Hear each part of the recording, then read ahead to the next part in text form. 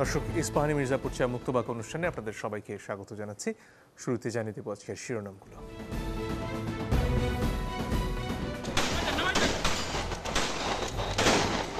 সে এখনো জীবিত, তাকে আপনারা আমাদেরকে নিতে দেন, কিন্তু তারা আমাদের কোনো কথা শুনে নাই। তারা বলছে যে তোদের যদি সাহস থাকে তোরা, আমরা এখানে দাঁড়ায় আছি, তোরা এসে নিয়ে যা।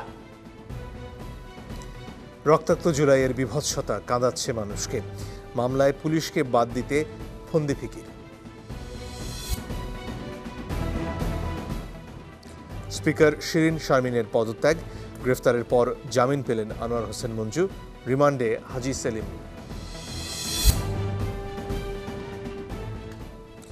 এস আলমের গাড়ি কাণ্ডে ক্ষমা চাইলেন বিএনপি নেতা সালাউদ্দিন, অনিচ্ছাকৃত ভুলের দাবি। আমার এই অসাবধানতা এবং অনিচ্ছাকৃত ভুলের জন্য যদি আমি দেশবাসীর মনে কষ্ট দিয়ে থাকি এবং অনুভূতিতে আঘাত দিয়ে থাকি, সেই জন্য আমি দুঃখ প্রকাশ করছি।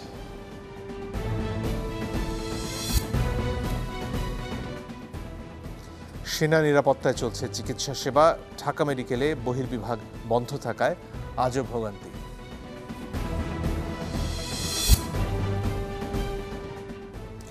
বন্যায় প্রাণহানি বেড়ে ৬৭, এখনও আশ্রয় কেন্দ্রে ৩ লাখের বেশি মানুষ।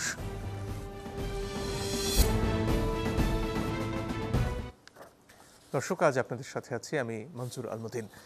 আজকে আমরা এই যে রাষ্ট্র মেরামতের কাজ শুরু হয়েছে ছাত্র জনতার অভ্যুত্থানের পর, তার চ্যালেঞ্জগুলো নিয়ে কথা বলতে চাই।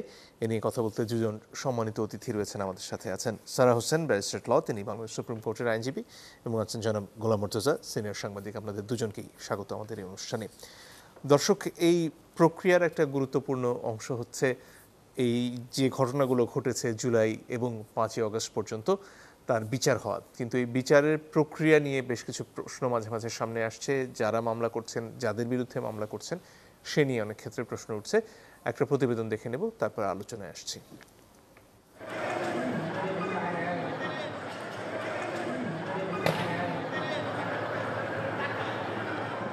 গেল ৫ আগস্ট গাজীপুরের কোনাবাড়িতে পুলিশের গুলিতে প্রাণ যায় কলেজ ছাত্র হৃদয়ের, যার মরদেহের হদিস এখনও পাননি স্বজনরা। এ ঘটনায় ২৬ আগস্ট কোনাবাড়ি থানায় একটি অভিযোগপত্র দেন তার ফুফাতো ভাই টাঙ্গাইলের গোপালপুরে ইব্রাহিম, যেখানে অভিযুক্ত কোনাবাড়ি থানার এএসআই, এসআই ও কনস্টেবল সহ ৯ পুলিশ সদস্য। ওই দিন অভিযোগটি মামলা হিসেবে নথিভুক্ত করা হয়। এজাহারে ৯ পুলিশ সদস্যকে বাদ দিয়ে অন্তর্ভুক্ত করা হয় আওয়ামী লীগ নেতাকর্মী সহ ৫ সাংবাদিকের নাম। পুলিশের নামে এই মামলা দিয়েছি, এর দিকে যাওয়া দিয়ে যায় ওই সাংবাদিক নাম ধরা যায়, কিছু এলাকার নেতা খাতার নাম বলা যায়। আমি তো নাম দিই নাকি, আমার বাইরের জন্য মারছে, আমি শুধু তার বিচার টাইম চাই। নামগুলো তো আমি জানি না, আর কীভাবে মামলা সাজা যায় আমি জানি না, আমি বলি শুধু সিগনেচার দিচ্ছি। এদেরই আমাকে ব্যক্তি শত্রুতা কিংবা রাগের বশীভূত কেউ আমাকে এই মামলায় অন্তর্ভুক্তি করেছে। প্রমাণই আছে কারা এই ঘটনাটা ঘটেছে, তো তাদের বিরুদ্ধে মামলাটা হলো না, কিন্তু মামলাটা কেন আমাদের নামে কেন করা হলো? জয়পুরহাটেও সাংবাদিকদের ফাঁসানোর অভিযোগ উঠেছে। ৩১ আগস্ট সদর থানায় হোসাইন আহমেদ নামে এক শিক্ষার্থী অভিযোগপত্র দেন। আসামির তালিকায় আওয়ামী লীগের নেতাকর্মী ছাড়াও নাম দেওয়া হয় ৪ সাংবাদিকের। হোসাইনের অভিযোগপত্রে বলা হয়েছে তার 2 পায়ে গুলি ছোড়ে ১০ নম্বর আসামি আব্দুর রহিম, অথচ তালিকায় ১০ নম্বর আসামি হিসেবে আছেন সাংবাদিক হারুনুর রশিদের নাম। নিজস্ব পেশার যে সততা সেটা আমরা বজায় রাখি। এভাবে যদি মামলা একের পর এক হয় সাংবাদিকদের বিরুদ্ধে, তাহলে আমরা কোথায় যাব? যে সকল সাংবাদিকদের বিরুদ্ধে মামলাগুলো হচ্ছে এগুলো উদ্দেশ্য প্রণোদিত। এই মামলাগুলোতে আমরা সাংবাদিকরা অত্যন্ত উদ্বিগ্ন। স্থানীয় ছাত্র সমন্বয়করা বলছেন বিষয়টি নিন্দনীয় ও বিব্রতকর। কিছু আওয়ামী লীগের নেতৃবৃন্দ ছিল আপনার থানার ভিতরে ছিল, তারা লিড দিছে, আর কিছু আপনার পুলিশ সদস্য, এই কয়জন আমার প্রকৃত আসামি আমি জানি, আমার জানা মতে, কারণ আমি এখানে ছিলাম, স্পটে ছিলাম ওইখানে। সাধারণ শিক্ষার্থীদের পক্ষ থেকে বিভিন্ন মামলায় দেখা যাচ্ছে সাংবাদিক, ছাত্র জনতা সহ বিভিন্ন জনসাধারণের যারা আমাদের ছাত্র আন্দোলনের পক্ষে ছিল, ব্যক্তি উদ্দেশ্য হাসিলের জন্য তারা এ সকল লোকের নামে মামলা করছে। আমরা তীব্র প্রতিবাদ জানাই। তদন্ত করে প্রকৃত দোষীদের শাস্তির কথা জানান পুলিশের ঊর্ধ্বতন কর্মকর্তারা। আমাদের মেট্রোর বাহিরের পোশাকের কিছু লোকজন দেখা গেছে ভিডিওতে, এটা আমরা তদন্ত করতেছি। অবশ্যই আমরা তদন্ত করে প্রকৃত দোষী যারা তাদেরকে আমরা আইনের আওতায় নিয়ে আসবো। আশ্বস্ত করতে চাচ্ছি যে প্রকৃত তদন্ত করে যারা জড়িত না, অবশ্যই তারা আমরা তদন্তের বাইরে রাখবো। নির্দোষ কাউকে হয়রানি করা হবে না বলেও আশ্বাস দিয়েছে আইনশৃঙ্খলা বাহিনী। শুরুতেই সারা হোসেন আপনার কাছে আসতে চাই, যিনি মামলার তথ্য নিয়ে যাচ্ছেন, যাকে সচরাচর আমরা সাদা বাংলায় বাদী বলে থাকি, তিনি নাম দিচ্ছেন একরকম, সেখানে পুলিশের নাম সুনির্দিষ্টভাবে উল্লেখ করে দিচ্ছেন, কিন্তু তারপরে যখন মামলাটা নথিভুক্ত হচ্ছে সেখানে পুলিশের নাম বাদ দিয়ে অন্যান্য নাম চলে আসছে। এই যে প্রক্রিয়া এবং যেখানে অভিযোগটা মূলত পুলিশের বিরুদ্ধে, সেক্ষেত্রে আসলে সামনে এগোনোর রাস্তাটা কি? আমরা এখন তো প্রায় 2 সপ্তাহ 2.5 সপ্তাহ ধরে দেখছি এই প্রক্রিয়াটা চলছে। সো আই থিঙ্ক এখন সময় হয়েছে উপর থেকে, সরকারের পক্ষ থেকে, শুধুমাত্র পুলিশ প্রশাসন থেকে না, আরও উপর থেকে স্বরাষ্ট্র উপদেষ্টা, আইন উপদেষ্টা, ওনাদের কাছ থেকে একটা দিক নির্দেশনার প্রয়োজন। কারণ অনেক ধরনের, আমরা এখন যেটা শুনলাম যে একজন একভাবে মামলা দিচ্ছে, তার অভিযোগটা লিখছে, অন্যভাবে কিন্তু তদন্তের পরে নাম টাম বদলেই যাচ্ছে। অন্য বিষয়গুলো এখানে দেখা যাচ্ছে যে কেউ কোনো ভুক্তভোগী পরিবারের পক্ষ থেকে তারা মামলাটা দিতে চাচ্ছে, কিন্তু যারা আসছে তাদেরকে সহযোগিতা করার নামে তারাই তালিকা নিয়ে আসে যে এখানে কাদের নাম টাম ঢুকাতে হবে। সেই পরিবার জানে না। আমরা এখনও দেখলাম একজন ওরকমই বলছিল যে আমি জানি না কোত্থেকে এই নামগুলো এসছে। সো এখানে যদি, এখানে একটা হচ্ছে যে যারা ভুক্তভোগী তাদের অবশ্যই সহায়তা লাগবে, তথ্য লাগবে, সহায়তা লাগবে মামলাগুলো রুজু করার জন্য। আমরা দেখেছি কয়েক জায়গায় ছাত্রছাত্রীরা নিজে গেছেন সহযোগিতা করতে, যারা আন্দোলন করেছিলেন তাদের পাশে তারাও গেছে, কিন্তু এখানে কোনো সমন্বিত কোনো ধরনের উদ্যোগ নেই। সেটা খুবই প্রয়োজন। আমাদের সরকারি বিভিন্ন প্রক্রিয়া আছে, আইন সহায়তা কার্যক্রম ইত্যাদি, ওগুলো খুব একটা চালু নাই এই মুহূর্তে। তারা পারলে কিন্তু এখানে দাঁড়াতে পারতো। তার মানে ওই ধরনের উদ্যোগ এবং একটু উচ্চ পর্যায় থেকে দিক নির্দেশনা না হলে কিন্তু এরকম পরিস্থিতি চলতেই থাকবে। এবং এটাতে দুটো জিনিস হচ্ছে, একটা হচ্ছে যে ভুক্তভোগী যারা, যেভাবে আমরা দেখলাম, তারাই একটু হতাশাভুক্তই হয়ে যাচ্ছেন যে আসলে আমরা যেটা চেয়েছিলাম, বিচার চেয়েছিলাম, এবং বিচার চাওয়া বাংলাদেশে মানে অনেক ধরনের হুমকির মধ্যে দিয়ে বিচার চাইতে, সবাই জানে যে সামনের পথটা খুব সহজ না, তারপরে তারা এগিয়ে আসছেন। অন্যদিকে যেটা আমরা দেখছি যে অনেকের মধ্যে এখন কথাবার্তা হয়ে যাচ্ছে যে এই পরিস্থিতিটা দিয়ে আসলে এই প্রক্রিয়া দিয়ে শেষ পর্যন্ত আমরা কোনো কিছু পাবো কিনা। পুরো জিনিসটা যদি মানে প্রশ্নবিদ্ধ হয়ে যায় পুরো প্রক্রিয়াটা, তাহলে ভুক্তভোগীরা একদিকে তাদের যেটা প্রাপ্য বিচার সেটা তারা পাবেন না, আর অন্যদিকে যারা আসলে দোষী তারাও কিন্তু পার পেয়ে যাবেন এখানে। কারণ তারা বলবেন যে না, আমাদের বিরুদ্ধে যেই সব প্রক্রিয়া হয়েছে সেগুলো তো স্বচ্ছ না। এই সব প্রশ্ন আমরা আগেও দেখেছি, যখন জরুরি অবস্থা ছিল, শেষ পর্যন্ত দেখা গেলো যে অন্যায় অবিচার যে করা হয়েছে অনেকের প্রতি, যারা অপরাধী ছিলেন তাদেরকে অপরাধী কোনোদিন প্রমাণ করা যায়নি, কারণ প্রক্রিয়া অস্বচ্ছ হয়ে গেছিল। এবং এখানে আমরা ওই ঝুঁকির মধ্যে আছি যে অনেক, মাত্র কয়েক সপ্তাহ চলে গেছে, তার মধ্যেই যে প্রক্রিয়াটা দেখছি ওটা যেহেতু প্রশ্নবিদ্ধ হচ্ছে, অলরেডি আমাদের ভাবতে হচ্ছে যে আমরা পরে কোথায় পৌঁছতে পারবো। এখনই আই থিঙ্ক শুধরানোর সুযোগ আছে, কিন্তু ভুক্তভোগী যারা আছে তাদের পাশে দাঁড়াতে হবে। আর আমরা দেখেছি কয়েকটা খুব ভালো উদাহরণ যে ছাত্রছাত্রীরা, অন্য আপনার নবীন অনেক আইনজীবী, শিক্ষানবিশ আইনজীবী, তারাও কিন্তু এগিয়ে আসছে সহযোগিতা করার জন্য। তাদেরকে কিন্তু যদি একটু সমন্বিত করা যায়, তারাও কিন্তু এখানে বড় একটা ভূমিকা নিতে পারেন, কিন্তু ওই সমন্বয়ের অভাবটা দেখছি। এখানে তদন্ত তো একটা বড় সমস্যার জায়গা, বিশেষ করে আমাদের ফৌজদারি যে কার্যবিধি সেই অনুযায়ী তদন্তের ক্ষমতা তো পুলিশের। তো এখন মূল অভিযোগ এবং এখানে যেসব ভিডিও আমরা এখন পর্যন্ত দেখছি সেখানে স্পষ্টতই দেখা যাচ্ছে অন্তত পুলিশের পোশাক পরে বা তাদের ভেস্ট পরে সরাসরি গুলি করার ঘটনাগুলো ঘটেছে। সেক্ষেত্রে পুলিশের বিরুদ্ধে তদন্ত করার জন্য পুলিশের বাইরে আসলে কাকে দায়িত্ব দেওয়া যেতে পারে? এগেন এখানে একটি আলাদা করে একটি বডি তৈরি করা যেত। আই নো এটা বলা সহজ, করা হয়তো কঠিন, কিন্তু তারপরে আমাদের কিছু কিছু পথ তো বের করে নিতে হবে যে কিভাবে কাজ করা যায়। অন্যান্য সময় আমরা দেখেছি যে বিশেষ টাস্ক ফোর্স বা কমিটি বা ধরেন চাঞ্চল্যকর মামলা পরিচালনা করার জন্য আলাদা একটি উদ্যোগ নেওয়া হয়েছে স্বরাষ্ট্র মন্ত্রণালয়ের পক্ষ থেকে।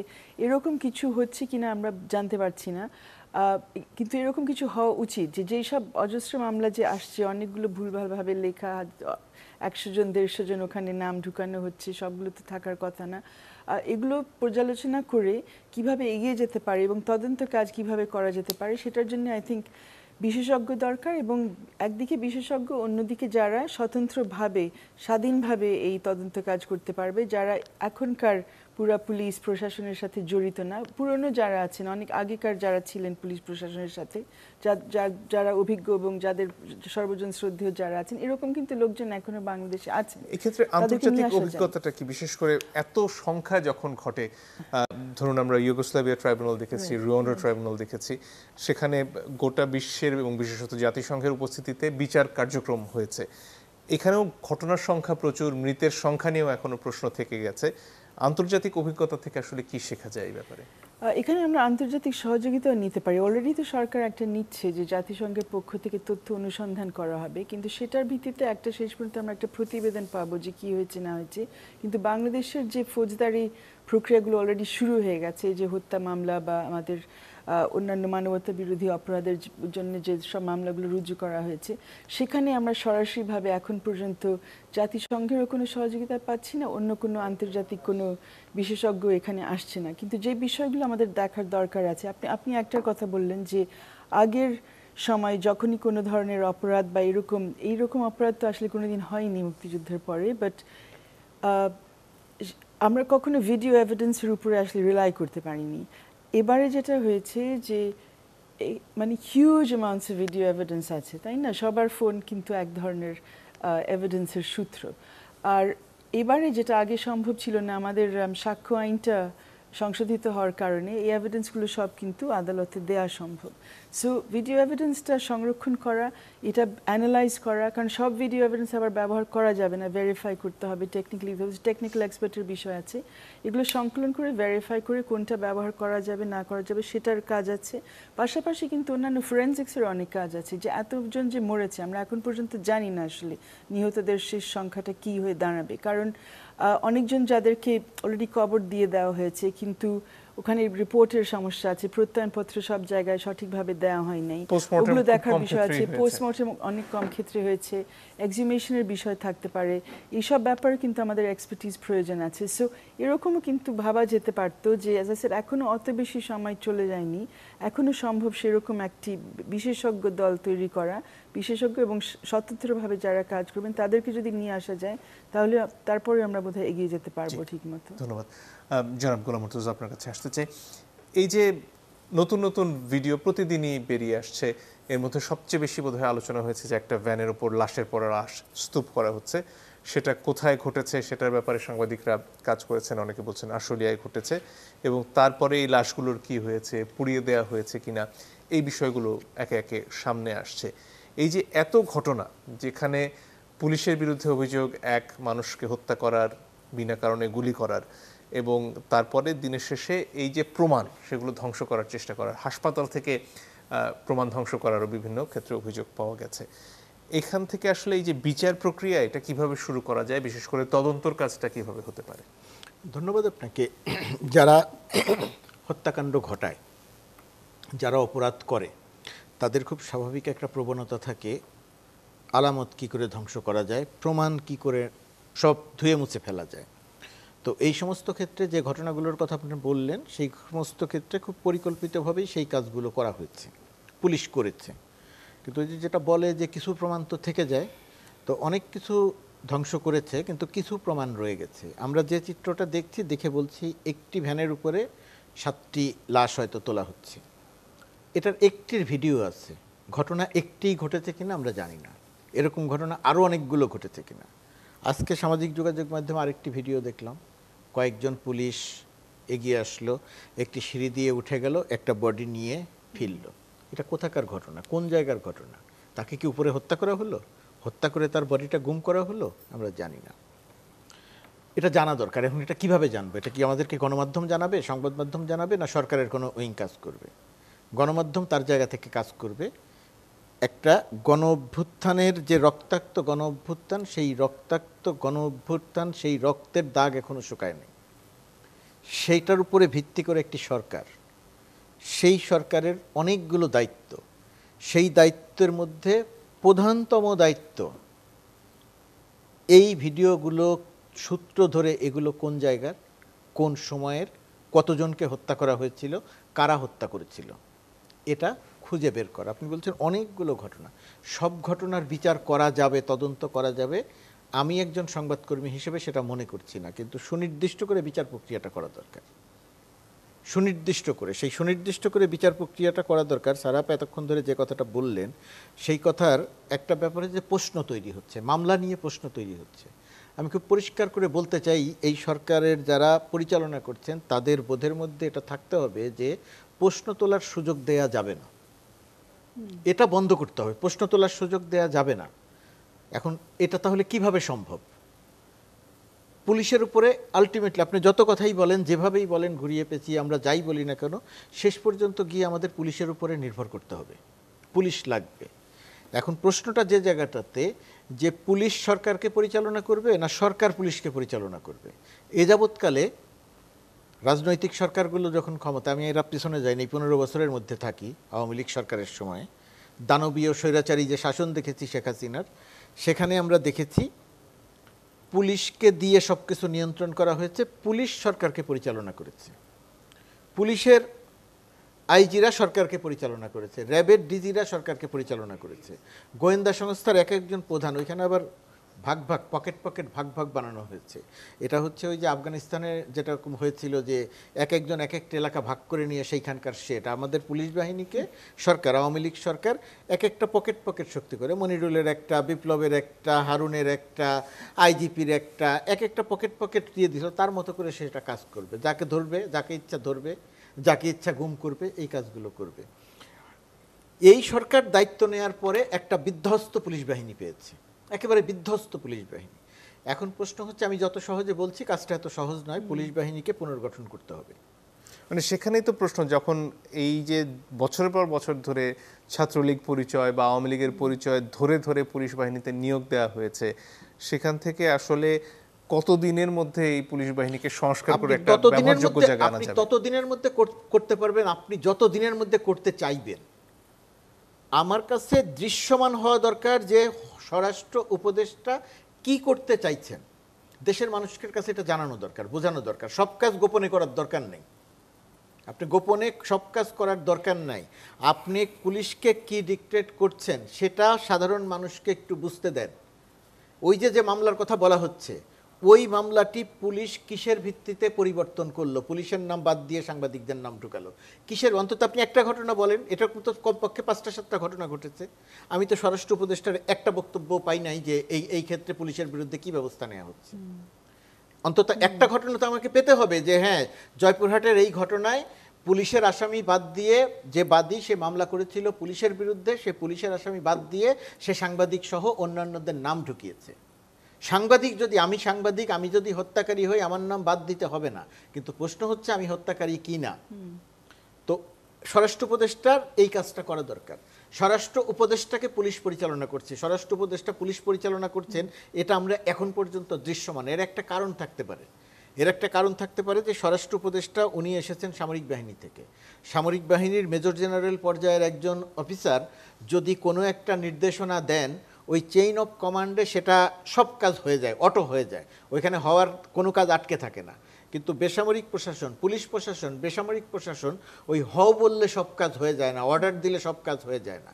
তিনি সেন্ট্রালে বসে তিনি যে অর্ডার দিচ্ছেন, নিশ্চয়ই দিচ্ছেন, তিনি যে অর্ডার দিচ্ছেন সেই অর্ডার বগুড়া বা জয়পুরহাট পর্যন্ত পৌঁছচ্ছে না, সেই অর্ডার গাজীপুর, অনেক ক্ষেত্রে ঢাকার মধ্যেই ইসেগুলোতে পৌঁছচ্ছে না, মামলার বাদী ক্ষেত্রে বা ওই জায়গাগুলোতে পৌঁছচ্ছে না। তো এই যে পৌঁছচ্ছে না, এই জায়গাটাতে পৌঁছানোর মেকানিজম বের করতে হবে। আমি পারি না, পুলিশে লোক নাই, পুলিশে ছাত্রলীগ, এইগুলো বলা যাবে না। আপনি একটা রক্তাক্ত অভ্যুত্থানের মধ্য দিয়ে এই জায়গাতে এসেছেন, এখানে এই কথাগুলো বলা যাবে না। এই সরকারের ব্যর্থ হওয়ার কোনো সুযোগ নাই। সেই সুযোগ না থাকার ক্ষেত্রে, আমি শেষ করছি, সুযোগ না থাকার ক্ষেত্রে আপনার প্রধানতম অঙ্গীকার হতে হবে যে এই হত্যার বিচার আপনি করবেন। নিশ্চয়ই আপনার বাড়িতে সিঁড়ি দিয়ে ঢুকে একজনকে হত্যা করে লাশ গুম করে দিবে, আর সেটার বিচার, এই ভিডিও চিত্র থাকার পরেও সেটার বিচার আমরা করতে পারবো না, সেটার বিচার সরকার করতে পারবে না, সেটার তদন্ত করতে পারবে না। বিচার করতে গেলে পুলিশের নাম বাদ দেওয়া হবে। গুলি কারা করেছে আমরা দেখেছি, সেটার ভিডিওর প্রমাণও আছে। গুলি করেছে পুলিশ, গুলি করেছে বিজেপি, আর গুলি করেছে আওয়ামী লীগ, ছাত্রলীগ, যুবলীগ। এই তো গুলি করেছে। আপনি তো দেখাতে পারবেন না যে যারা আন্দোলন করেছে তাদের ভেতর থেকে গুলি করা হয়েছে। ধন্যবাদ। একটা বিরতির সময় হয়ে গেছে, দর্শক একটু পরে ফিরে আসছি, সাথে থাকবেন।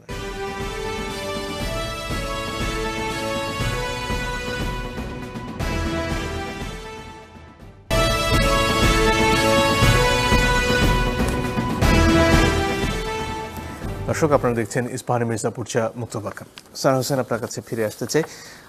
অনেকগুলো প্রশ্ন সামনে এসেছে, যেমন সংবিধানের কি হবে, সংবিধান কি নতুন করে লেখা হবে কি হবে না, নাকি এটাকে সংস্কার করা সম্ভব, এবং বিচার বিভাগ নিয়ে প্রচুর প্রশ্ন উঠছে, এবং যেভাবে সর্বোচ্চ আদালতের একজন বাদে বাকি সব বিচারককে পদত্যাগ করতে হয়েছে এই অভ্যুত্থানের পর, এবং তারপরে আসলে উচ্চ আদালত বলুন বা নিম্ন আদালত বলুন, সবখানেই যত ধরনের অভিযোগ, সরকারের নির্দেশে চলার যে অভিযোগ, সেখান থেকে বেরিয়ে আসার রাস্তাটা কি বলে আপনার মনে হয়?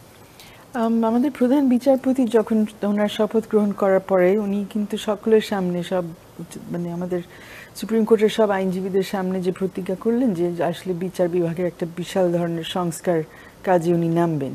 তো এটা আমার কাছে মনে হচ্ছে এই পরিস্থিতিতে যদি এই কাজে নামার আগে তারা খুব বৃহত্তর পর্যায়ে একটি আলাপ আলোচনা করেন সকলের সাথে, যে কোন কোন দিক, কোন কোন বিষয় নিয়ে সংস্কার কাজটা হবে, তাহলে জিনিসটা অনেক ভালো দাঁড়াবে। এখন পর্যন্ত আমরা যা দেখছি অনেক জায়গায় অনেক রদবদল, অনেক পরিবর্তন হচ্ছে, কিন্তু এটা কেন হচ্ছে, কেন বিচার ব্যবস্থা অত বেশি এখন পর্যন্ত উপরের দিকে হয়নি, আদার দ্যান অ্যাপেলেট ডিভিশনের শুরুতে যা হলো।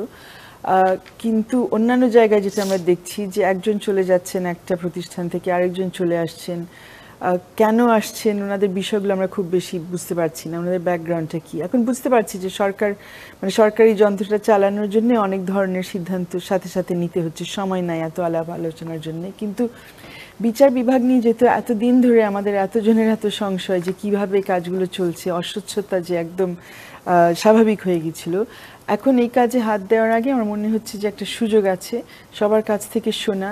অনেকের কাছে অনেক ধরনের প্রস্তাবনা আছে যে কি কি করণীয়, এবং বিশেষ করে আমরা যেটা দেখেছি যে একদিকে দুর্নীতিগ্রস্ত হওয়ার একটা বিষয় আমরা জানি, বলা যায় না, কারণ সবাই কোর্ট অবমাননার ভয়ে থাকে যে কতদূর বলা যাবে বলা যাবে না। এই মুহূর্তে অন্তত আমরা কথা বলতে পারছি, বাট এর বাইরে যেটা নিয়ে আসলেই চিন্তা করতে হবে যে শুধু আমাদের আইনজীবীদের বিষয় এটা না, বা বিচারপতিদের বিষয় না, যারা এখানে আসছে আইনের আশ্রয় নেওয়ার জন্য যারা আসছে, বিচার প্রার্থীরা, তারা কি দেখতে চায়, কি ধরনের সমস্যার সম্মুখীন তারা হচ্ছে। এই যে দীর্ঘসূত্রিতা, দুর্নীতির কথা তো আছেই, কিন্তু যে ধরনের খরচ তাদের করতে হয়, কেন তারা সময় মতো রায় পায় না, তারা কেন অনেকে বুঝতে পারে না যে কি হচ্ছে না হচ্ছে এই প্রক্রিয়ার মধ্যে, এই বিষয়গুলো নিয়ে আমাদের মনে হচ্ছে ভাবতে হবে। সো আমার হচ্ছে প্রথম কাজটা করতে পারেন প্রধান বিচারপতি অথবা আমাদের বিভিন্ন বারে যারা আছেন, তারা এই ব্যাপার নিয়ে অলরেডি একটা উদ্যোগ নিতে পারেন। তাদের অপেক্ষা করতে হবে না উপরের জন্য, অনেকে নিজ নিজ উদ্যোগ নিচ্ছেন, কিন্তু এগুলো আমাদের যে জায়গাগুলো আছে বারের মতো যেখানে আলোচনা হতে পারে, সেখানে কিন্তু আমরা কোনো উদ্যোগ এই মুহূর্তে দেখছি না। আমরা অনেক বছর ধরে অভ্যস্ত হয়ে আসছি যে এই জায়গাগুলো খুবই একটা রাজনীতির একটি মানে আড্ডা হয়ে গেছে, সেখানে বারের বা আইনজীবীদের কি প্রয়োজন, বিচার প্রার্থীদের কি প্রয়োজন, সেটা নিয়ে আলোচনা হয় না। কোন দলের কোন নেতা নেত্রীর কি হবে না হবে সেগুলো নিয়ে তাদের আলোচনাগুলো সীমাবদ্ধ থাকে। সো এই সুযোগে যদি সেখান থেকে আমরা এই কথাগুলো বলা শুরু করতে পারি যে কি ধরনের সংস্কার আমরা চাই, অবশ্যই বিচারপতিদের নিয়োগের ক্ষেত্রে যেখানে দুর্নীতি বা অন্যান্য সমস্যা নিয়ে বা অন্যান্য অভিযোগ আসছে, সেখানে অবশ্যই একটা ব্যবস্থা নিতে হবে। শেষ যে রায় জাস্টিস সিনহা দিয়েছিলেন ওনাকে সরানোর আগে ওই ষোড়শ সংশোধনী নিয়ে, তারপরে তো আমরা জানি যে একটি সুপ্রিম জুডিশিয়াল কাউন্সিল গঠন করার কথা, যেখানে কোনো বিচারপতি নিয়ে কোনো অভিযোগ আসলে সেখানে যেতে পারে। এখন পর্যন্ত কিন্তু সেটা গঠন হয়নি, আমরা তার কাজ দেখছি না।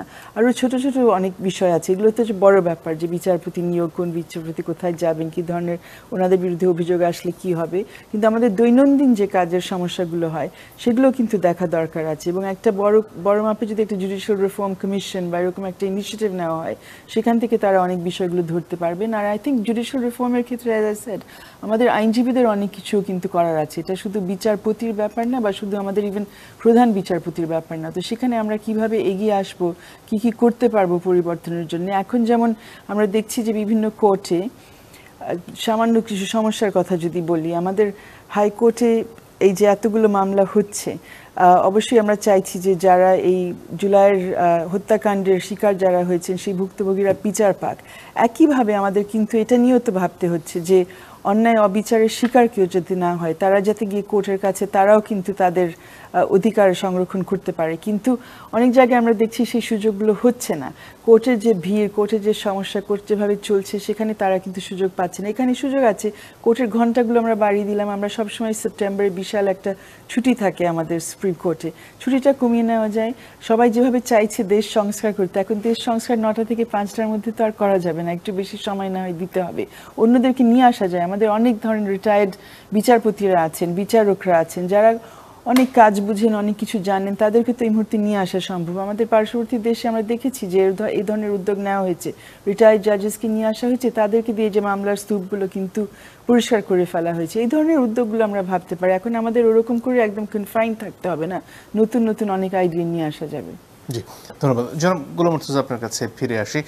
স্বাস্থ্য খাত নিয়ে প্রচুর প্রশ্ন আসছে, কথা আসছে, এবং গত বেশ কিছু সময় ধরে ঢাকা সহ বিভিন্ন জায়গায় পদায়ন পেতে হলে একজন চিকিৎসককে তার মেডিকেল কলেজে তার সময় ছাত্রলীগের যিনি নেতা ছিলেন তার কাছ থেকে এক ধরনের সার্টিফিকেট নিয়ে তারপরে আসতে হতো। তো এই এত সমস্যার পরেও এই গোটা অভ্যুত্থানে চিকিৎসকরা তাদের চিকিৎসা সেবা দিয়ে গেছেন, এবং গতকাল পরশুও তারা হামলার শিকার হয়েছেন। এরপরে তাদের আন্দোলন দেখেছি আমরা ধর্মঘট, এবং ক্ষেত্র বিশেষে তারপরে সেখান থেকে সরে আসারও ঘটনা। সেনা প্রহরায় আজকে আমরা ছবিও দেখছিলাম যে তারা আবারও চিকিৎসা সেবা দিচ্ছেন। এই ক্ষেত্রে যে ঘটনাগুলো ঘটছে সেটাকে আপনি কিভাবে বিশ্লেষণ করেন, এবং এখানেও যে দীর্ঘমেয়াদী সংস্কারের প্রয়োজন সেটাই বা কিভাবে শুরু হতে পারে? দেখেন, সংস্কারের কথাটা যখন আসছে বা যতবারই আসছে, এখন আমরা এক এক সময় এক একটা নির্দিষ্ট বিষয় নিয়ে কথা বলছি, যে জায়গাটা সমস্যা দৃশ্যমান হচ্ছে সেটা নিয়ে কথা বলছি। আমাদের টোটাল স্বাস্থ্য ব্যবস্থাপনাটা একেবারে দুর্নীতিতে জর্জরিত।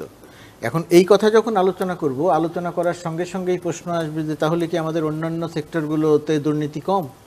আমাদের আর্থিক সেক্টরের দুর্নীতি তো, শুধু স্বাস্থ্য সেক্টরের দুর্নীতি যদি কথা বলি তাহলে আর্থিক সেক্টরের দুর্নীতি, অগোছালো অবস্থা আরও বেশি। পুলিশের কথা বললে সেখানে আরও বেশি। বিচার বিভাগের কথা আপনারা আলোচনা করলেন।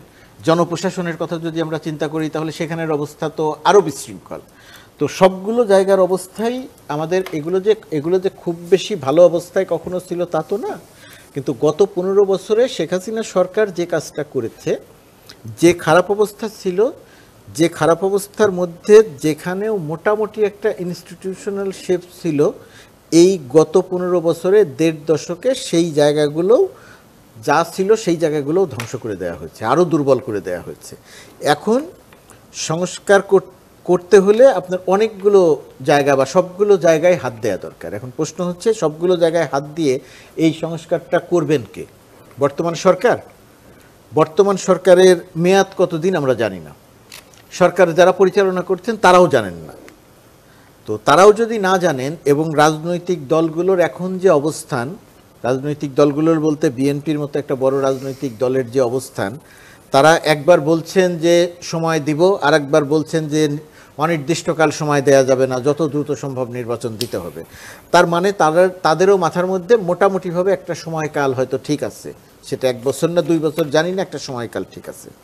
আমার কাছে যেটা মনে হয় যে বর্তমান যে সরকার, ডক্টর ইউনূসের নেতৃত্বাধীন যে সরকার, সেই সরকারের নিশ্চয়ই করছে তারা, এটা একটা কর্মপরিকল্পনা নির্ধারণ করা দরকার। সংস্কার বলতে তারা কোন জায়গাগুলোতে, তাদের একটা সময় নির্দিষ্ট করে কোন জায়গাগুলোতে তারা হাত দেবেন এবং কোন জায়গাগুলোর কি ধরনের সংস্কার লাগবে। স্বাস্থ্য খাতে কী সংস্কার করতে চান, 1 বছর সময়ের মধ্যে বা 2 বছর সময়ের মধ্যে তারা কি সংস্কার করতে চান? যে স্বাস্থ্যর অবকাঠামোগত যে সুবিধা আছে, আমাদের যে চিকিৎসক আছে, সেইখানে সেবার পরিমাণ কি আমি আরেকটু বাড়াতে চাই? আমাদের যে জনপ্রশাসন, সেইখানে কি আমি বিশৃঙ্খলা একটু কমাতে চাই? কি করতে চাই সেটা নির্দিষ্ট করা দরকার, এবং সেটা নির্দিষ্ট করে গেলে আমার ধারণা যে তার কিছু সুফল দেশের জনগণ পাবে। আর তা না করে যদি অনেক বড় কোনো পরিকল্পনা নেওয়া হয় এবং সেটা যদি ধারাবাহিকতার উপরে নির্ভর করে, তাহলে সেটা গিয়ে রাজনৈতিক সরকারের সংস্কার আর এই ডক্টর ইউনূস সরকারের সংস্কারের পরিকল্পনা এক থাকবে কিনা সেটা নিয়ে যথেষ্ট ভাবার সুযোগ আছে।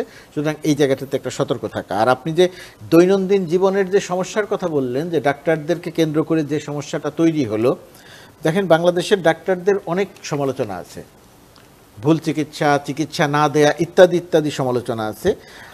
একই সঙ্গে আপনি যদি বলেন যে বাংলাদেশের একটা ইমার্জেন্সি বা জরুরি বিভাগ, ঢাকা মেডিকেল যে সুযোগ সুবিধা নিয়ে যে অসুবিধার মধ্যে ঢাকা মেডিকেল যে জরুরি সেবা দেয়, পৃথিবীর কোনো হাসপাতালে আপনি এই সেবা পাবেন না। এত কম সুযোগ সুবিধা নিয়ে এই পরিমাণ সেবা, সারা দেশে এত হাসপাতাল, ঢাকা শহরে এত হাসপাতাল, আর কেউ জরুরি বিভাগে এই সেবা দেয় না, শুধুমাত্র ঢাকা। বহু ঘটনার আমি নিজে সাক্ষী আছি, মারা যাওয়া মৃত মানুষকে জরুরি বিভাগে নিয়ে গেছে, ডাক্তার এসে হাত ধরে বলেছে যে তিনি বেঁচে নেই, রোগীর যে আত্মীয় পরিজন ছিল ওই ডাক্তারের উপর আক্রমণ করেছে। ঢাকা মেডিকেলের জন্য এটা একটা পরিচিত দৃশ্য। সুতরাং আমাদের মানসিকতার জায়গাগুলোতে যদি আমরা সামগ্রিক পরিকল্পনা করে একটা জায়গাতে আনতে না পারি, তাহলে এই ঢাকা মেডিকেলের উপরে নির্ভর করে জরুরি সেবা অথবা ঢাকা মেডিকেলের উপরে নির্ভর করে এত কম সুযোগ সুবিধার মধ্যে, এত রাজনীতির মধ্যে, এত অব্যবস্থাপনার মধ্যে আপনি এর চেয়ে ভালো সেবা দিতে পারবেন না। সুতরাং দিতে না পারার ক্ষেত্রে আমাদের এখানে এখন পরিকল্পনার জায়গায় দুটি হওয়া দরকার। একটা পরিকল্পনা হওয়া দরকার সাধারণ জনমানুষের চিকিৎসা, যে অবকাঠামোগত অবস্থা আছে, যে ডাক্তাররা আছে, এখানে আমাদের এখানে খুব ভালো ডাক্তার আছেন, কিন্তু চিকিৎসা ব্যবস্থাপনাটা নাই। চিকিৎসা ব্যবস্থাপনাটা যদি একটু উন্নত করা যায় তাহলে সাধারণ মানুষের কাছে চিকিৎসা সেবাটা আর একটু ভালো মতো নেওয়া যায়। এই সরকারের সেই চেষ্টাটা করা উচিত। আরেকটা জায়গায় সেটা একটা বড় চিন্তা নয়, আরেকটা চিন্তা সেটা হচ্ছে আমরা 5 স্টার আর হাসপাতাল তৈরি করব কি করব না। আমাদের মানুষ শুধু সিঙ্গাপুরে চলে যাবে, ব্যাংককে চলে যাবে, সেই জায়গাটায় চলে যাবে, নাকি আমাদের যে বেসরকারি হাসপাতালগুলো এখন হয়েছে, 5 তারকা হাসপাতালগুলো, তারকা হাসপাতালগুলো হয়েছে, সেগুলো থাকুক, কিন্তু সরকারি ব্যবস্থাপনায় এরকম হাসপাতাল হবে কিনা। আমরা বঙ্গবন্ধুতে একটা করার চেষ্টা করেছিলাম, কিন্তু আমাদের রাষ্ট্রীয় সক্ষমতা এবং দলাদলি এতটাই বেশি এবং সক্ষমতা এতটাই কম যে ভবন একটা বানিয়ে রেখেছি, কিন্তু সেটা আমরা চালু করতে পারছি না। নিয়োগ নিয়ে আমার এটা কোটা, অমুকের এটা কোটা, তমুকের একটা কোটা, যন্ত্রপাতি কেনার ক্ষেত্রে এত রকমের ভাগবাটোয়ারা কমিশন, আমরা এটা করতে পারছি না। তো এখন এই সমস্ত কিছু কাজ এই সরকার করে যেতে পারে। এই সরকার অন্তত একটা কাজ করে যেতে পারে, যে বঙ্গবন্ধুতে যে বঙ্গবন্ধু শেখ মুজিব মেডিকেল বিশ্ববিদ্যালয়ের কথা বলছি, সেখানে স্পেশালাইজ যে হাসপাতালটা করার পরিকল্পনা নেওয়া হয়েছিল, সেটা আওয়ামী লীগ সরকার শুধুমাত্র বিল্ডিংটা বানিয়েছে, আর কিছু করতে পারেনি। এই সরকার অন্তত একটা দৃষ্টান্ত তৈরি করে যেতে পারে যে হ্যাঁ, আমরা একটা ঢাকা শহরে বামরুনগ্রাদের মতো একটা হাসপাতাল বানিয়ে গেলাম, একটা তৈরি করে গেলাম। এটা অনেকের কাছে মনে হতে পারে এটা খুব ছোট কাজ বা এটা খুব বড় কাজ না, কিন্তু আমি মনে করি যে এই রকম ছোটোখাটো 2-1টা কাজই শেষ করে গেলে এটা একটা দৃষ্টান্ত হয়ে থাকবে যে এই সরকারের পক্ষে এই কাজগুলো করে যাওয়া সম্ভব হয়েছিল। আর বেসরকারি যে সমস্ত মেডিকেল আছে সেগুলোকে একদম সিস্টেমের মধ্যে আনা, গরিব মানুষের চিকিৎসা, বেসরকারি মেডিকেলগুলোতেও গরিব মানুষের একটা চিকিৎসার ব্যবস্থা করা দরকার। ধরুন, গরিব মানুষের চিকিৎসা যদি গণস্বাস্থ্য নগর হাসপাতাল দিতে পারে, গরিব মানুষের চিকিৎসা যদি ডাক্তার কামরুজ্জামানের কমিউনিটি হাসপাতাল দিতে পারে, তাহলে অন্য যে সমস্ত হাসপাতালগুলো আছে সেই হাসপাতালগুলো গরিব মানুষের বা মধ্যবিত্তের চিকিৎসা দিতে পারবে না কেন? সরকারের একটা সিস্টেমে থাকা দরকার। পৃথিবীর সব দেশই তো, ভারতের মতো দেশেও তো একটা সিস্টেমের মধ্যে চলে। আমাদের এখানে ডায়াগনস্টিক সেন্টার হয়েছে, কেউ যে পরীক্ষা 100 টাকা নেয়, কেউ সেই পরীক্ষা 500 টাকা নেয়, একজনের সঙ্গে আরেকজনের কোনো মিল নাই, তার মধ্যে আবার নির্ভর করা যায় না। এই জায়গাগুলোতে কাজ করা দরকার। বহু বড় জায়গায় কাজে যদি হাত দেওয়া হয় এই সরকার, তাহলে সেইগুলোর কোনোটাই হয়তো শেষ করতে পারবে না। শেষ না করতে পারার একটাই আছে, সেটা হচ্ছে যদি খুব বড় পরিকল্পনা নিয়ে আগায়, ধারাবাহিকভাবে যদি সেই কাজগুলো হয়ে যায় তাহলে সেটা ভালো। সেরকম বড় কিছু পরিকল্পনা নিক সরকার, আমি চাই যে নেওয়া হোক, কিন্তু একই সঙ্গে তাৎক্ষণিকভাবে মানুষ যে সুবিধা পাবে সেই জায়গাটাতে মনোযোগ দেওয়া দরকার। যেমন চিকিৎসা এমন একটি ব্যাপার আপনার এখন দরকার। আপনি 5 বছর ধরে সংস্কার করবেন, তারপরে গিয়ে মানুষ সেবা পাবে, আপনার যদি এইটা নীতি হয় তাহলে ওইটা সফল হবে না। আপনি 5 বছর ধরে পরিকল্পনা করবেন, তখন গিয়ে মানুষ সেবা পাবে, সেটা আপনি করেন, এটা টেকসই হবে। আর এই মুহূর্তে যে অরাজকতা চলছে সেই অরাজকতাটা বন্ধ করেন। সেনাবাহিনীর পাহারা দিয়ে একটা মেডিকেল কলেজে চিকিৎসা দেওয়ার ব্যবস্থা চলতে পারে না। ডাক্তার যদি মনে করেন যে সেনাবাহিনী নাই, সেনাবাহিনী আমাকে পাহারা দিচ্ছে না, আমি হাসপাতালে যাব না, এর চেয়ে দুর্ভাগ্যজনক আর কোনো কিছু হতে পারে না। এইটা একই সঙ্গে মানুষকে বোঝাতে হবে, একই সঙ্গে এই সামগ্রিক আইন শৃঙ্খলা পরিস্থিতি উন্নত করতে হবে। আর রোগীর আত্মীয় পরিজন আমরা যারা থাকি, যাকে আমরা নিয়ে যাই, ওই মানুষটা যার আত্মীয় পরিজন তার কাছে সবচেয়ে প্রিয়। মারা গেলে কষ্ট লাগে, খারাপ লাগে, কিন্তু বুঝতে হবে যে ডাক্তার ইচ্ছে করে আপনার রোগীকে মেরে ফেলছে না। ভুল 1-2টা হতে পারে, কিন্তু বাংলাদেশের ডাক্তাররা ইচ্ছে করে আপনার রোগীকে মেরে ফেলছে। আপনি ডাক্তারদের সুযোগ পেলেই আপনি যেভাবে বিষোদ্গার করছেন, ওইটা সব ক্ষেত্রে সত্যি না। আপনি বাংলাদেশের মেডিকেল কলেজগুলোতে যান, আপনি বঙ্গবন্ধু মেডিকেলে যান, দেখবেন স্রোতের মতো মিছিলের মতো মানুষ ঢোকে। যে পরিমাণ কম সুযোগ সুবিধা নিয়ে ওইখানে ডাক্তাররা সেবা দেন, আমরা যখন ডাক্তারদের সমালোচনা করার সময় ওইটা দেখি না। আমরা কি সমালোচনা করি? আমরা সমালোচনা করি বরিশালের অমুক জায়গাতে একজন ডাক্তারের পদায়ন হয়েছিল, তাকে পাঠানো হয়েছিল, তিনি ওইখানে যান নাই। আমাদের পরিচিত এক ডাক্তার আছেন, তিনি অ্যানেস্থেসিওলজিস্ট, তাকে বরিশালের এমন একটা হাসপাতালে বদলি করা হলো, সেখানে কোনো অপারেশন থিয়েটার নেই। তো এটা একটি ঘটনা হয়তো, তো এরকম ঘটনা বহু আছে। আপনি যদি ওই এই হাসপাতালগুলোকে যদি বিভাগীয় পর্যায়ের, ধরেন রাজশাহী, খুলনা, এই যে বড় বড় বিভাগ, আমি কয়েকদিন আগে রাজশাহীর একজন সংবাদকর্মীকে জিজ্ঞেস করছিলাম যে এই বৃহত্তর এই রাজশাহী অঞ্চলের মানুষ যখন অসুস্থ হয়, গুরুতর অসুস্থ হয়, তখন সেই মানুষটাকে কি রাজশাহী মেডিকেলে নেওয়া হয় না ঢাকায় আনা হয়? বলে যে ঢাকায় আনা হয়। কেন রাজশাহী মেডিকেলে নেওয়া হয় না? বলে ওইখানে ওই সাপোর্ট নাই, ওই সুবিধা নেই, ওই চিকিৎসাটা করা যায় না। অথচ এটা রাজশাহী মেডিকেল কলেজ কিন্তু অনেক বড় একটা মেডিকেল কলেজ। তো আমরা এই কাজগুলো ঢাকা কেন্দ্রিকতা থেকে বেরিয়ে আসা, ঢাকা কেন্দ্রিকতা থেকে বের হয়ে আসতে পারি নাই। এই কাজগুলো কিন্তু বর্তমান সরকারের পক্ষে করা সম্ভব। ধরেন বিভাগীয় পর্যায়ের সকল মেডিকেল কলেজকে সে ওই সুবিধার আওতায় নিয়ে আসবে, এটা স্বল্পমেয়াদী কর্মসূচির মধ্যেই আনা সম্ভব। নিশ্চয়ই জেলা পর্যায়ের যে হাসপাতালগুলো আছে, অবকাঠামো কিন্তু সবই আছে, ডাক্তারও আছে, শুধু ম্যানেজমেন্টটা নাই। সরকার যে ম্যানেজমেন্টগত জায়গাতে কাজটা করতে পারে, এটা করা সম্ভব। সারা হোসেন, আপনার কাছে ফিরে আসি। এই প্রসঙ্গ খানিকটা জনাব গোলাম মুর্তজা বলছিলেন যে আসলে এই সরকার কতটুকু করতে পারে, কতটুকু পরের নির্বাচিত সরকারের জন্য রেখে যাওয়া উচিত, এবং তার সাথে সংবিধান পরিবর্তনের প্রশ্নটাও আসে, কারণ সাংবিধানিক কিছু পরিবর্তন ছাড়া তো আরেকটা গ্রহণযোগ্য নির্বাচন করা অসম্ভব, এটা অনেকেই মনে করেন। এবং সেটা আসলে পরিবর্তন নাকি একেবারে আনকোড়া নতুন সংবিধান লেখা উচিত? আমার মনে হয় এখন পরিবর্তনের কি কি কাজ সেগুলো চিহ্নিত করা দরকার, এবং সংশোধনী কিভাবে হতে পারে সেগুলো নিয়ে এখনই কাজ হতে পারে। পুনর্লিখন নিয়ে অনেক কথা হচ্ছে, আমার মনে হয় এখনো পুনর্লিখনের মধ্যে আমার অন্তত মনে হয় যে হয়তো সেই জায়গায় অতদূর হয়তো আমাদের যাওয়া উচিত না। কারণ মানে এখানে প্রশ্নটা বোধহয় এই কারণে আসে, কারণ শেষ যে সংশোধনী সংবিধানের সেখানে বলেই দেওয়া হয়েছে যে এত বড় একটা অংশ, যেটা অন্তত 1/3 পরিবর্তন করা যাবে না। আমি শুধু একটা বলি সারাফার কথার সঙ্গে, যে জায়গা থেকে পরিবর্তন আর পুনর্লেখন, সংবিধান পরিবর্তনের কথা যতবার এসেছে ততবার একটা রাজনৈতিক সরকার এসে শুধুমাত্র তার ক্ষমতায় থাকার সুবিধার জন্য সেই পরিবর্তনগুলো করেছে, কোনোদিন জনগণের কথা ভাবে নাই। যেহেতু পরিবর্তন বলতে আমাদের মাথার মধ্যে ওই জিনিসটা ঢুকে আছে, সেই কারণে এখন বলা হচ্ছে যে ওই রকম পরিবর্তন, এটাকে পুনরায় নতুন করে লিখতে হবে। ওই জায়গা থেকে এই কথাটা এখন জোর দিয়ে আসছে। দুটো বিষয়, একটা হচ্ছে যে মানে সংবিধানে কি আছে সেটা কিভাবে সংশোধন করতে হবে, আরেকটা প্রশ্ন হচ্ছে কোন প্রক্রিয়ায় আমরা যাব এটা করার জন্য। এগুলো কাইন্ড অফ আলাদা প্রশ্ন। সো প্রক্রিয়া মানে পুনর্লিখনের জন্য আপনার যদি এখন নতুন করে গণপরিষদ ইত্যাদি করা, এটা আমার কাছে একটু অসম্ভব ব্যাপার মনে হচ্ছে। কারণ আমার মনে হচ্ছে আমরা অলরেডি দেখতে পাচ্ছি যে যেই সমস্যাগুলো নিয়ে আমরা আছি এগুলো এত বিশাল, এগুলো আমরা এই অবস্থায় মোকাবেলা করতে পারছি না। এখন যতটুক যা আছে সেটা তো মেরামত করে করে আমরা এগোবো। সব কিছু যদি আবার ভেঙে আবার নতুন করে আমাদের দাঁড় করাতে হয়, আমার মনে হচ্ছে না সেই লাক্সারি আসলে আমাদের সামনে আছে, এবং সেই পরিবেশও আমাদের দেশে এই মুহূর্তে নেই। তো সেই জন্য অবশ্যই সংশোধনের কাজ করতে হবে। সংশোধনের অনেক দিক আছে, যেটা নিয়ে অনেকের আমার মনে হয় অলরেডি কনসেনসাস আছে দেশের ভিতরে। আমরা যেটা দেখে এসেছি যে এই ক্ষমতা এককেন্দ্রীকরণ, সেই জায়গায় অবশ্যই পরিবর্তনগুলো আনতে হবে, যে একজনের কাছে সব ক্ষমতা থাকতে পারে না, এটার বিকেন্দ্রীকরণ করা প্রয়োজন। আর যেটা অলরেডি মুর্তজা ভাই বলছিলেন যে আমরা এটা তো বাংলাদেশে অনেক জায়গায় দেখি যে সব কিছু এক জায়গায় নিয়ে আসা হয়, শুধু এক ব্যক্তির কাছে না, আমাদের এই ঢাকা শহরের কাছে।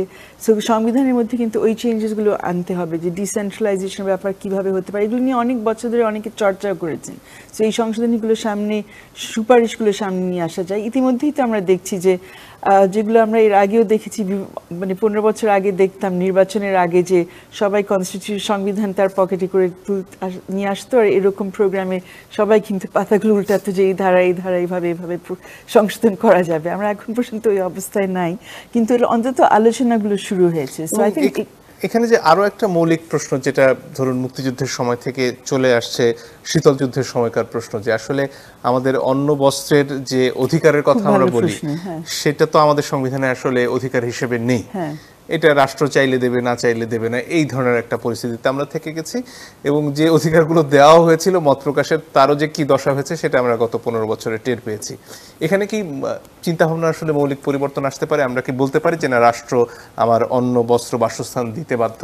হ্যাঁ, কারণ আমরা যেটা দেখেছি যে সংবিধানে এই ভাষাটা এইভাবে বলা নেই, এবং অন্ন, বস্ত্র, বাসস্থানের বিষয়গুলো সব ওই যে মূলনীতির জায়গায় আছে, মৌলিক অধিকারের জায়গায় নেই। কিন্তু আমাদের উচ্চতর আদালত এই বিষয়গুলো নিয়ে যে ব্যাখ্যাগুলো দিয়ে এসছেন এই যে 50 বছর ধরে, তারা কিন্তু অনেক জায়গায় কিন্তু সেই স্বীকৃতিগুলো দিয়েছেন যে হ্যাঁ, আমাদের অধিকার থাকবে, যে পরিবেশ, একটা স্বাস্থ্যগত পরিবেশ পাওয়ার যে অধিকারটা, এটা নিয়েও কিন্তু আমাদের সুপ্রিম কোর্টের অনেক ধরনের ব্যাখ্যাগুলো বিভিন্ন রায়ের মধ্যে তারা নিয়ে এসছেন। অনেক প্রগতিশীল রায়ও আমাদের আছে যেগুলোকে আমরা আসলে ভিত হিসেবে দেখে সেগুলোর বেসিসে আমরা কিন্তু সংস্কারের সুপারিশগুলো নিয়ে আসতে পারি। আই থিঙ্ক অবশ্যই এটা সম্ভব। পাশাপাশি বাক স্বাধীনতার কথা যে বললেন, আমাদের 72 সনের সংবিধানে যেভাবে বাক স্বাধীনতাকে সংজ্ঞায়িত করা হয়েছিল, সেটা এখন আসলে 24-এর এই সময় থেকে যদি আমরা ফিরে তাকাই, তাহলে মনে হবে যে ওখানে যে ধরনের সীমাবদ্ধতাগুলো রাখা হয়েছিল, যে ধরনের রেস্ট্রিকশনগুলো রাখা হয়েছিল, যেমন কোর্ট অবমাননা করা, এটা এক ধরনের রেস্ট্রিকশন যেটা সংবিধান জাস্টিফাই করে। এই বিষয়গুলো আমাদের নতুন করে অবশ্যই দেখা দরকার। এই প্রশ্ন তো বারবার এসেছে বা অনেক সময় বলার চেষ্টা করা হয়েছে যে 72-এর সংবিধানে যে সুরক্ষাগুলো দেওয়া হয়েছিল সেগুলো যথেষ্ট ভালো একটা সুরক্ষা, এবং তারপরেও দিনের শেষে এটা কাজ করলো না কেন? আমাদের সংবিধানের যে পরিকাঠামো, সেটার ব্যর্থতা কোথায় হলো? সেই প্রশ্নটা কি সামনে আসছে, এবং সেটার একটা ভালো পুনর্মূল্যায়ন কি আমরা করতে পারবো? আমার তো মনে হয় করতেই পারবো, এবং ওই পুনর্মূল্যায়ন করার জন্য যে কোথায় কোথায় সমস্যাগুলো হলো সেগুলো আবার চিহ্নিত করা লাগবে।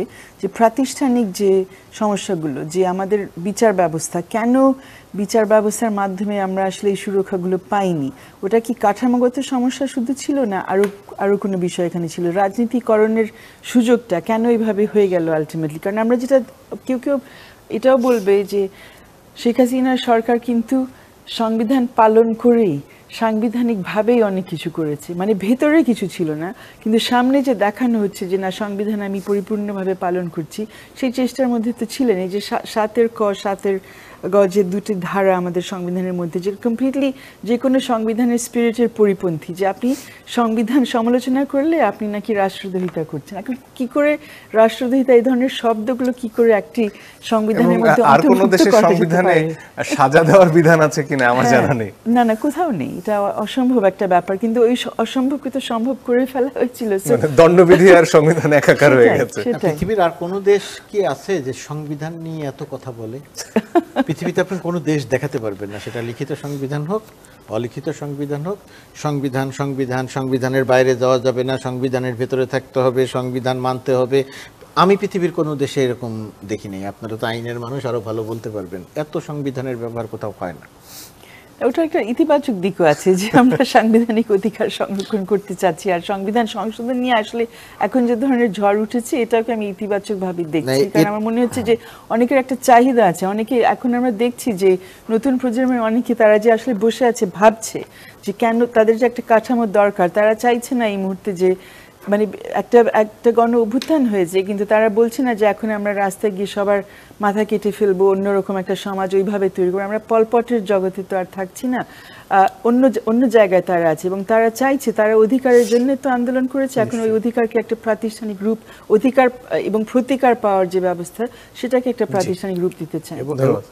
এবং তাদের এই সংবিধান পরিবর্তন বা সংবিধান পুনর্লেখন, যারা এই আন্দোলনটা করেছে, যারা এই আন্দোলনটার নেতৃত্ব দিয়েছে, মূল যে শক্তি শিক্ষার্থীরা, তাদের কিন্তু এখানে সুনির্দিষ্ট করে বক্তব্য আছে যে তারা কি কারণে কোনটা চায়। সুতরাং এই যে সংবিধান পুনর্লেখন, পরিবর্তন, যা কিছুই হোক না কেন, এখানে কিন্তু তাদের বক্তব্যটা খুব গুরুত্বপূর্ণ। তাদের ওই বক্তব্যটা বিবেচনায় নিতে হবে, বিবেচনায় নিয়ে তারপরে ঠিক করতে হবে যে আমরা এই জায়গাটিতে কি করব। স্যার আপনি যেটা বলেছেন খুব গুরুত্বপূর্ণ কথা।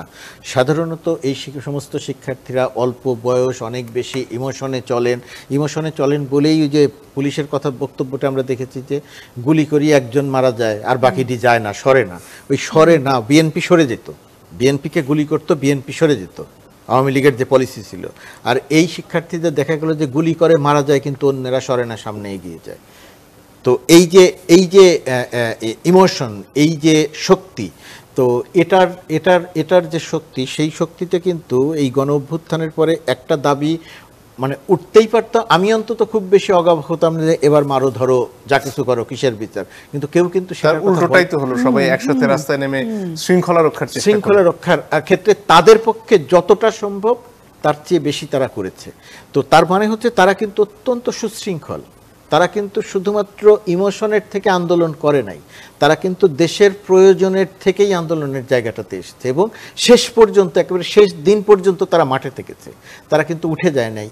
শুধু আন্দোলনের সফলই না, আন্দোলন সফল হয়েছে, পুলিশ বাহিনী নাই, দেশ থেকে পুলিশ বাহিনী নামক এই মানুষগুলো হারিয়ে গেল।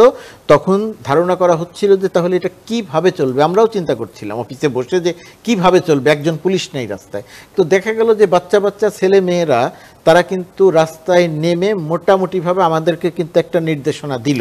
পুলিশের অস্ত্রাগার পাহারা দেওয়া, অস্ত্র আবার উদ্ধার করে এনে জমা দেওয়া, সেই কাজগুলো এই বহু কিছু করেছে, যেটা ধরেন আমাদের বড়দের জন্য মানে এটা অনেক বেশি শিক্ষণীয়। তো সেই ক্ষেত্রে এখন তারা যে দাবিগুলো করছে, তারা তো রক্ত দিয়েছে এবং রক্ত দেওয়ার পরিপ্রেক্ষিতে তারা যে দাবিগুলো করছে, সেই দাবিগুলো পূরণ করার ক্ষেত্রে, সেই দাবিগুলো মেনে রাষ্ট্র সংস্কার করার ক্ষেত্রে যারা নীতি নির্ধারক পর্যায়ে আছেন, শুধুমাত্র উপদেষ্টারা নয়, বিভিন্ন সেক্টরে যারা নীতি নির্ধারক পর্যায়ে আছেন, তাদের এখন একটা মৌলিক দায়িত্ব হয়ে পড়েছে এই জায়গাতে কাজ করার। তার কারণটি হচ্ছে যে দানবীয় শাসন ব্যবস্থার মধ্যে আমরা ছিলাম, আমরা তার পরিবর্তন চাইছিলাম।